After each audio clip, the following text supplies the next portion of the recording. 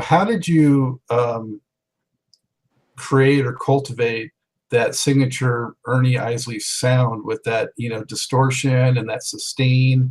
Was that something you really consciously worked on creating, or how did it come to be? We were recording 3+3 in Los Angeles, and we had done the rhythm track to that lady, and I went down to the Guitar Center on Sunset, and by myself, and I said to the person waiting on me, let me have a Strat and, let me have a big muff and let's see, that pedal over there, phase shifter, let me try it. And I plugged in and started playing. And I played the rhythm guitar part in the store. And I also played the lead guitar part in the store. Nobody came over to me and tapped me on the shoulder. No, there was no sense of excitement or any of that. But I knew playing in the store, it's like, I've got the sound I've been looking for. And I came to the studio that night and said, hey man, I need an extra $100 for this piece of equipment. And they were like, Ernie, we're out here from New Jersey, and we got a budget and all that. And what's this about? And I said, well, I want to use it on that lady. And the engineers said, oh, whatever you want, we can get that from Studio Instrument Rentals, SIR. And I said, okay, this is the name of the pedal. He said, we'll have it here tomorrow.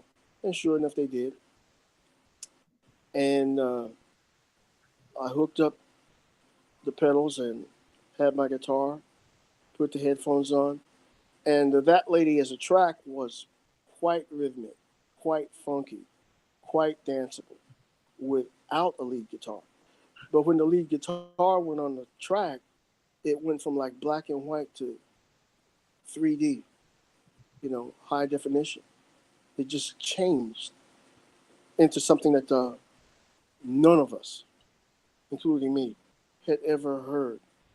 And so I played all over the place, and I lost it. The engineers lost it, and everybody else was kind of mummified. So for like 45 minutes after I played it, I was like, play it again, and I played it again. And my oldest brother, Kelly, just stared through the glass at me for like 45 minutes without blinking. And then it was like, Ernie, you're going to have to do that again and make room for the vocals. And I was like, vocals, man, you can put it out like that and it'd be a hit. Nobody disagreed. But Ernie, you got to make room for the vocals. So I did a second take. And after I did it, I was, really ticked off because I liked what I did the first time better. I suggested erasing it. But they said, no, really leave it alone and come back and listen to it. And when I heard it, like 2 or 3 days later, I was like pleased that they didn't erase it because that's the version that went on the record. But take number one was better.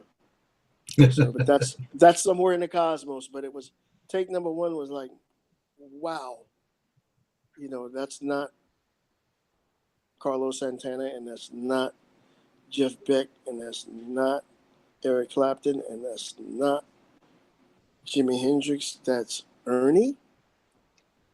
Wow. So that was a sense of discovery for all of us. When CBS heard the 3+3 album and that lady for the first time, the very first time cold, they said, Ernie, they said, guys, it doesn't sound like it's your thing. I mean, it doesn't have trumpets or saxophones on it, but we like it. And, it's got many different elements working for it musically. It's got R&B, it's got dance, it's got this rock thing with the guitar. The guitar, man, that's an amazing guitar thing. Yeah, it's our brother Ernie. They're like, what? You got another brother? Yeah. We got Ernie and Marvin and a brother-in-law, Chris Jasper. They were like, what? So who's the guitar player? Ernie. It's like, Ernie. Oh man, he's wow. So, and I was all of 21 at the time. So it was an amazing thing to go through and to grow through. It certainly for us, it was one of those records that just shattered any preconceived notions of what the Isley Brothers could or could not do.